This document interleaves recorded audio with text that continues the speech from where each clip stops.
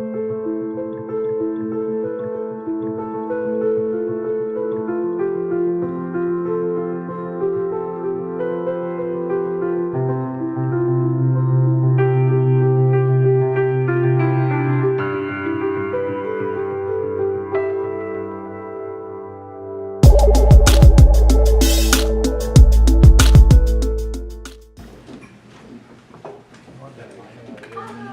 don't know, can you guys hear me or should I use the mic? Use the It's mic. always easier Okay. in others.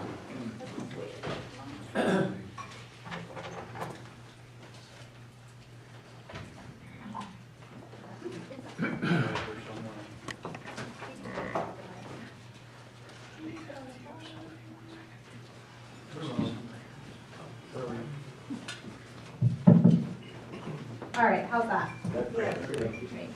Well, good afternoon, and thank you so much for having us here today. And I just want to introduce myself. I'm Penny Pritchard, the Director of Development Marketing for Friends of the Children. And this is Kim Hatfield. She's our Executive Director. I'll bring her up in a few minutes after to introduce a little bit more about how we got started in Central Oregon specifically. But I wanted to show you a little video that shares a lot about what we do in Central Oregon, and specifically just a lot about our model and what makes us a little bit different than some of those nonprofits out there. And I'll talk a little bit more about how the community can get involved, but I do just want to say I grew up in this area. I grew up in Bend, and I'm very grateful for Jericho Roads because something my family definitely struggled with hunger issues growing up, and we often leaned on St. Vincent de Paul back then for helping feed our family, and Westside Church and a few other people, and so it's just really important and really close to my heart to have those programs. So I do appreciate all that you do, and I would have seen you a long time ago, 20 years ago. So anyway, that's really near and dear to my heart. So I appreciate all that you do in our community. We did just have a partnership with Trader Joe's, fortunately, to also help serve our families, and I'll go into more detail about that. But they offered to help us give perishable foods to our families in similar situations, so we don't need to approach people at Jericho Roads, so I'm excited about that as well. But anyway, so without further ado, I'll show this little video, and hopefully maybe use my time today.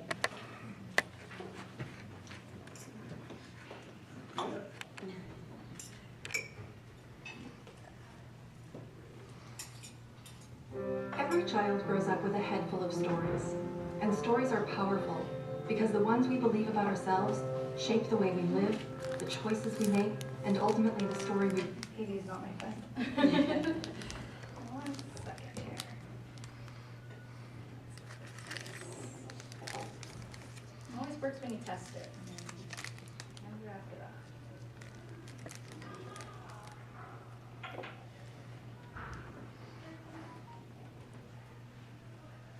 grows up with a head full of stories. And stories are powerful because the ones we believe about ourselves shape the way we live, the choices we make, and ultimately the story we write for ourselves. For many children growing up in the cycle of generational poverty, the story often goes like this. You have no future, no potential. There's no way out of the world you're born into. Your highest hope is just to survive, just to make it through realities like abuse and neglect. And when you're born into this kind of story, it's not just that your resources are limited, but your vision is limited and your choices are limited. And under the weight of this story, it's nearly impossible for a child not to become the liability they already believe they are, to give up on school, to fall into substance abuse, to become incarcerated, to become parents in their teens. And when they believe this story, a child is destined to pass on these patterns and cause the cycle of generational poverty to continue. And when this story perpetuates across the 2.2 million children in poverty, across cities, across generations, so does the cost that it takes on society. But what if someone were to step in and tell a different story? What if someone said, you're not a burden, you're not a liability, you're an immensely valuable asset, a person that is worth investing in? For over 20 years, Friends of the Children has been telling that story. Friends of the Children is a nonprofit organization that's transforming lives and breaking the cycle of poverty through the power of relationships. We've found that all it takes is one person to show the way out, one person to stay by a child's side for the long haul, no matter what, to enable them to thrive. To that end, children who enter the program are paired with a friend who will guide and support the child for their entire 12-year journey through school, from kindergarten to graduation. These friends are full-time, paid, trained professionals who help children live out a better story every day. This kind of commitment has monumental effects on the system of poverty. Although 60% of these children have had parents incarcerated, 97% avoid the juvenile justice system. Although half of these children have parents who dropped out of high school, 85% graduate. Although 85% of these children were born to a teenage parent, 98% avoid early parenting. These kinds of breakthroughs have the power to change our entire economy. The Harvard Business School Association of Oregon estimates that helping one child live out a new story can save the United States around $900,000. Each dollar invested in a child returns 7 to the community. And what those numbers fall short of capturing is the immeasurable value of changing a life. At Friends of the Children, we've seen success, but there are millions of lives. The price is high, the demand is high, but the rewards are higher. Millions of children need to hear a truer story, a more hopeful story, one with a happy ending. Become a part of that story today. All right, so I'd like to invite Kim Hatfield, our Executive Director, to talk a little bit more about how we got started in Central Oregon and a little bit more about the story. Thank you so much for having us, and thank you for the work you do. I'm very familiar with Jericho Road. I spent some time at the Giving Plate and know the huge amount of hunger that there is in this community, and the children that we serve in Redmond definitely benefit from what you do, especially the backpack programs, because all of our children are hungry and we do lunch, so thank you so much.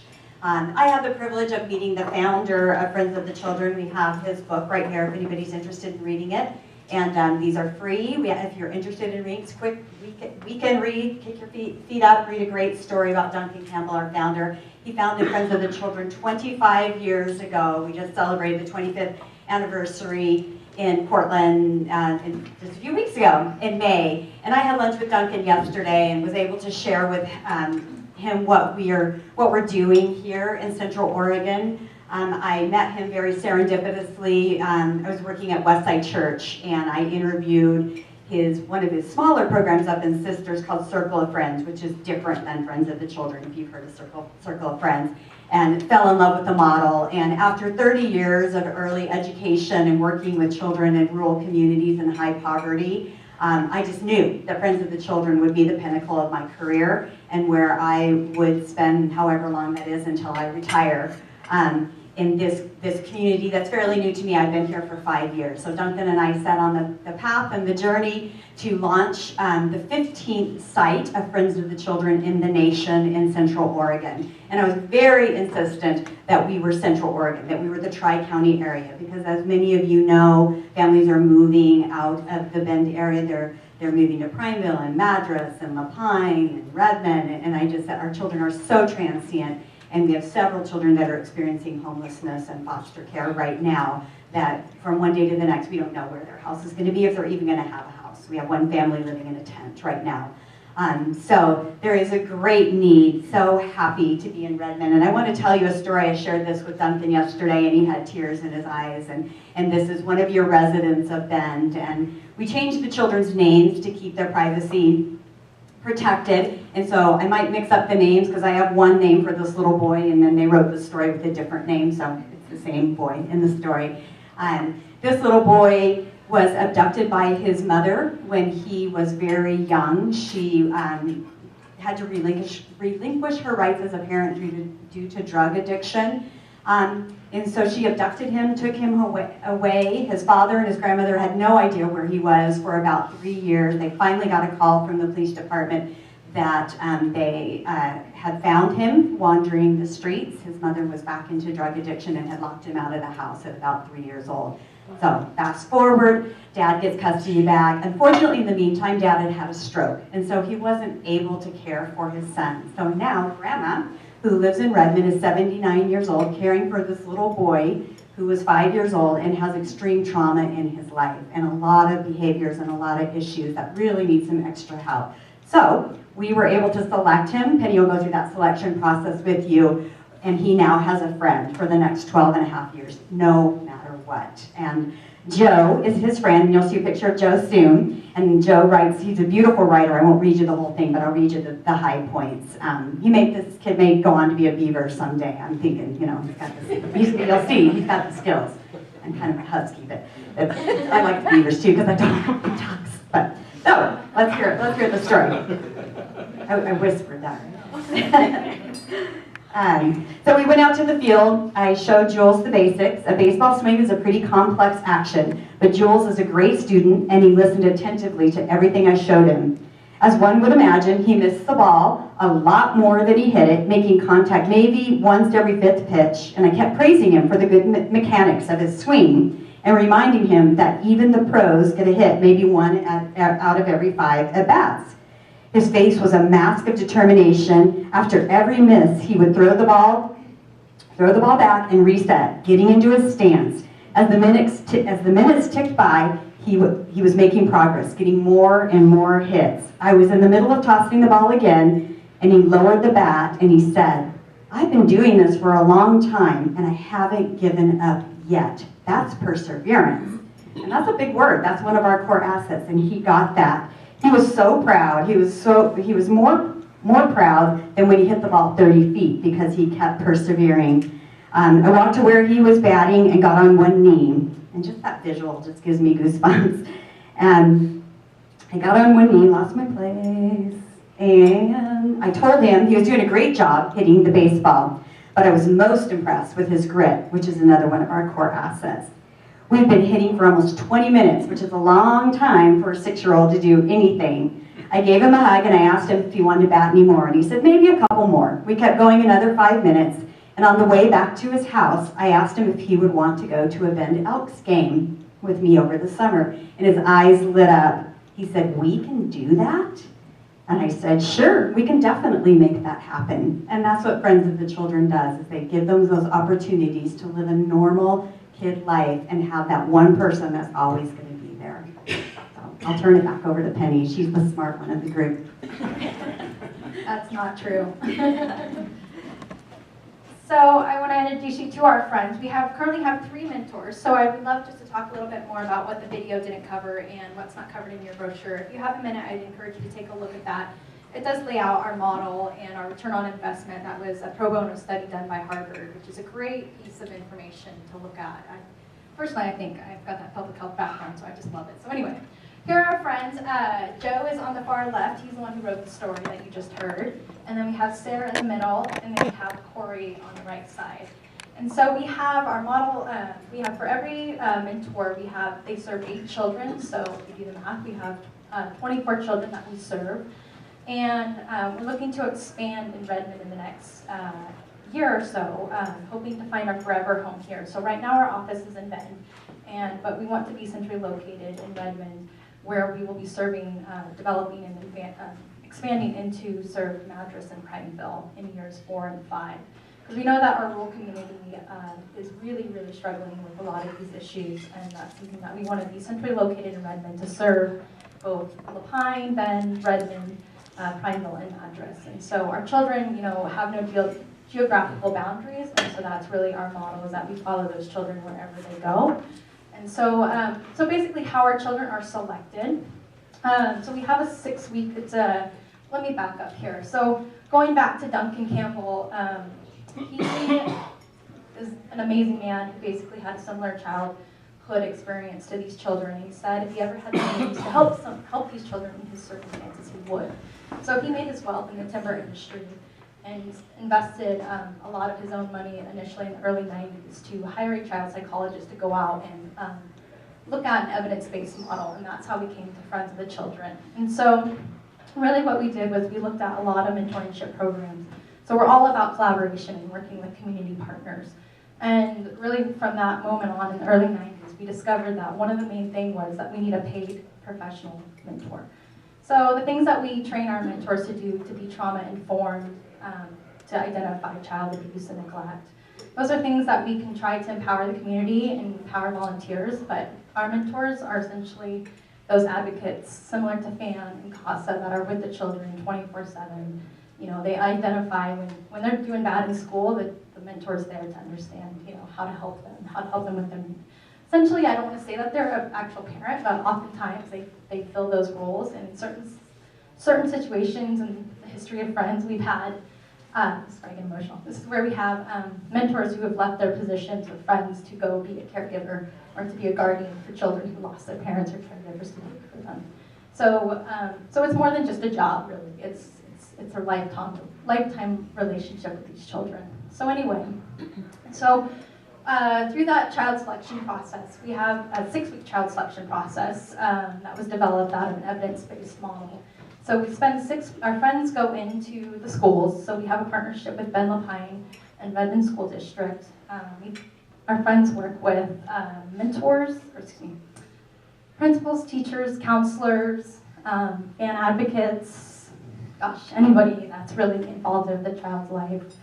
And so they go in, they identify the children, they kind of do a wide observation lens in the first few weeks, and just go in with no bias, even though they're working in the classrooms. And then week 3, they ask the teachers, they give them assessment that's been rigorously developed over the years, and they compare notes with the teachers, and then they basically identify the similar children. And so once they kind of agree on what children need to be observed and continue to watch their behaviors, and then so they basically pare them down even more. And so they watch the children over a 6-week total period of time. And then by the end, from the very beginning, I should say that we do try to build a strong relationship with families and parents or guardians to make sure that they're on board and have consent for the whole process. And so that's something that we really strive to get that buy-in right away. And we really try to come from a positive standpoint, a really strength-based approach, and that we're trying to provide an opportunity and to help, not even just wherever their needs or concerns are, that we're just extra support. And not to say that they're bad parents or any of that stuff, but we're really just there to be just to have fun with kids and really actually be that extra support. And most of the time we have really, really positive feedback from parents that are just like, oh my gosh, thank you so much. Sometimes we've actually had a few that have declined their children, and that's unfortunate in circumstances where they're afraid that they might be on the verge of being homeless, and that's where they don't want more eyes on their children or their circumstances, and so they decline our services. But we're really there to be advocates and help them connect to resources in the community. So if that's connecting to Jericho roads or connecting to other shelter services and things like that. So it's unfortunate when we do get those families that decline our services, but we definitely respect that. So the mentors themselves spend 4 hours each week in the classroom with each child, 4 hours a week each child in the classroom, in our clubhouse, and in the community. So that's going to baseball games and other things like that. Again, we're looking for partner organizations who have services and things that they offer.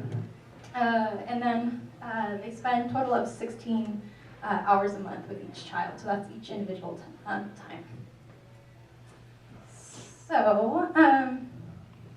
So we do, as I mentioned, we are looking for lots of collaborations and partnerships. So we're new to Central Oregon and would love to learn, who we need to connect to, who we need to know in the community. Like again, there's a lot of nonprofits, a lot of services out there. Kim's done an amazing job the first 2 years with all collaboration. She's got lots of great connections out there, but we always say that we can always learn more. So if there's anybody you think we need to connect to, please come talk to me or Kim and let us know.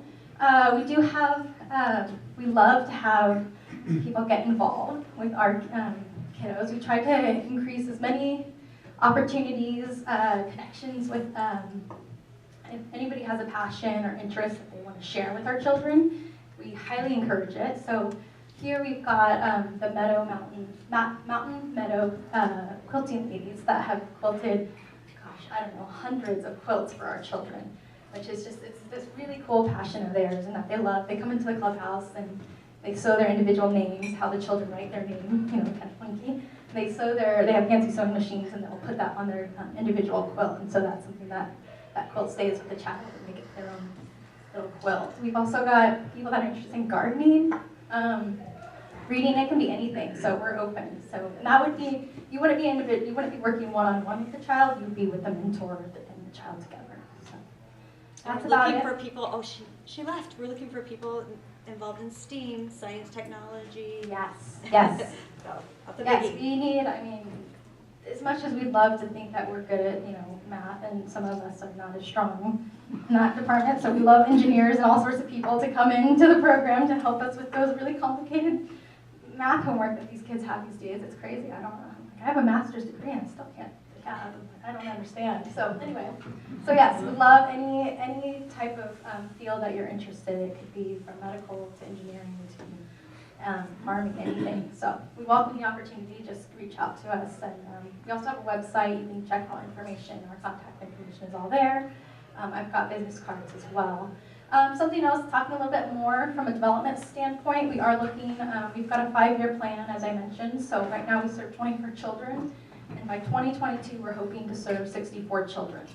So that's a pretty expansive plan. Again, because we pay our professional mentors, we do have a high overhead, which is it's very unique to a lot of nonprofits here, but that's, again, it's all evidence-based, and that's the reason we pay our mentors a professional paid wage. So they average about a low starting teacher salary, so $33,000 is what we pay our mentors. And that's something that we just scale to that plan. If we meet our sustainability plan and goals and objectives, then we'll grow. So we get that question a lot in the community is, how can you grow more? So the more people that are interested in investing, we've been really successful lately with foundation grants, but that's not all, that's just not always going to sustain us. So always looking for people that we need to know in the community, and foundations is an opportunity to meet other people. So that's a little bit about that. So any questions? Alan. So when you come here and talk to us and we think about how we can be supportive, what I'm hearing you say is activities for the kids are things that we're looking for, and you referred to the quilting operation going on there. So you're kind of maybe looking for us to say, oh, I can put together a hospital event or a cooking event or something, and then to let you know about that, and then we can support the activities of the mentors on things that are different and unusual. Yeah, it can be, there really is no set guidelines on how to get involved. Really, it can be anything, and it doesn't have to be necessarily, if Kiwanis wanted to put together like a cooking event, that's something that we greatly, deeply value, is teaching our children how to cook.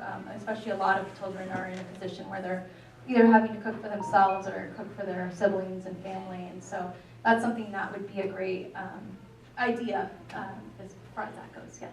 And I will add to that too is, our ultimate goal is that they're contributing members of society and to our community. And so any opportunities that they can be engaged in community service as well as they age up, because next year we'll have first, second, and third graders, and so those opportunities we're very open really to anything and connecting us to the right people.